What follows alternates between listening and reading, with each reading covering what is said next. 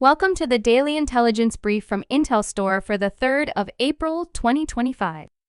In today's top renewable energy news, Chile has achieved a significant percentage of its electricity generation from renewable sources. It is largely thanks to the implementation of several solar projects in the north of the country. However, this progress contrasts with a persistent structural problem, the lack of transmission infrastructure and adequate territorial regulation.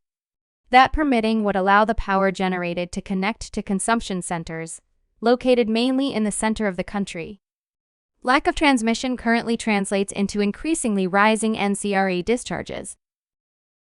The World Bank said its board approved an $800 million loan to support the Philippine government's efforts to expand the adoption of clean energy technologies. The World Bank said investing in local renewable energy, energy efficiency, and other clean energy sources can lower electricity generation costs and increase energy security.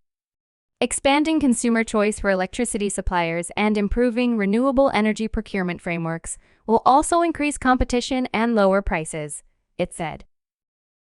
The European Bank for Reconstruction and Development plans to provide about €1 billion this year to help Ukraine rebuild its war-damaged power sector and improve energy resilience. During more than 3 years of war, Russia has hammered Ukraine's energy infrastructure with missile and drone strikes, damaging generation and transmission facilities and causing blackouts.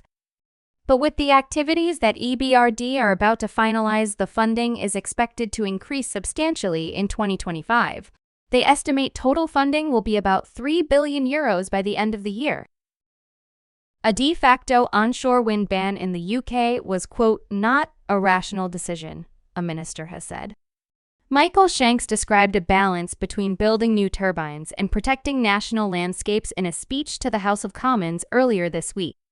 He made the pledge as MPs debated proposals to have larger wind farm plans considered as nationally significant infrastructure projects, where decision-making powers lie with ministers rather than local councils.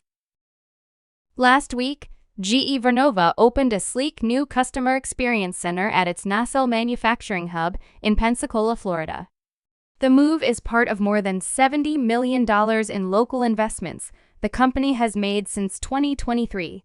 The local facility produces nacelles, the housing units that sit atop wind turbine towers and contain the components that generate power. The plant has already supplied parts for major clean energy projects in New Mexico and Texas.